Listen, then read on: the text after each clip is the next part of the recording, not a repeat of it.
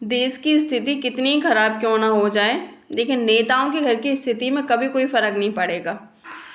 Light अगर जाएगी तो सिर्फ गरीब के घर की जाएगी, नेताओं के घर की लाइट कभी जा ही नहीं सकती। राशन अगर खत्म होगा ना तो वो गरीबों के घर का खत्म होगा, नेताओं के घर का राशन खत्म होगा ही नहीं, क्योंकि देश की स्थिति खराब है ना, तो वो सीधी सी बात है गरीबों को झेलना पड़ेगा। नेता क्यों झेलेंगे? कभी सुना है कि किसी नेता के घर का राशन खत्म हो गया है, वो भूखे मर रहे हैं, उनके घर में लाइट नहीं है? कभी किसी नेता के बंगले में आपने अंधेरा देखा है? नहीं। गरीबों की झोपड़ियों में तो शायद कई बार देखा होगा। अगर किसी गरीब की गली का ट्रांसफार्मर में आग लग गई है ना, तो 1 हफ्ता तो लगना ही लगना है उसे सुधारने में। लेकिन नेता के घर में कभी एक बल्ब भी बंद हो गया ना तो हंगामा खड़ा हो जाना, देश को न्यूज़ पे पता चल जाएगा कि नेता के घर के रात का बल्ब जो था ना उसमें आग लग गई है या फिर फूक गया है वो बल्ब।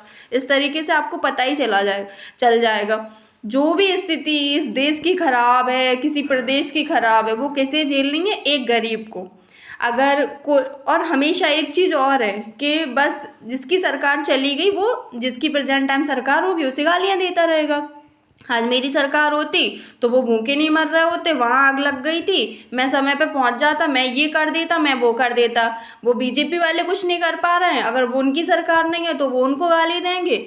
तो क्या चल रहा है यार? तुम एक दूसरे को गालियां देने में लगे हो, बदला लेने में लगे हो, लेकिन इस सब में पिस कौन रहा है? एक गरीब पिस रहा है। आप लोगों के घर की सुख सुविधाओं में कोई कमी नहीं थी, ना कभी आगे जाके होने वाली है, क्योंकि आपके घर में A1 व्यवस्था हमेशा रहेगी।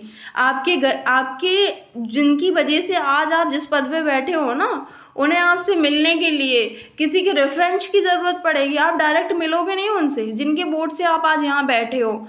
एक अच्छा नेता वो कभी हो ही नहीं सकता जिससे एक गरीब को मिलने के लिए किसी के रिसोर्सेज की ज़रूरत पड़े, किसी के रेफरेंस की ज़रूरत पड़े। एक अच्छा नेता वही हो सकता है जो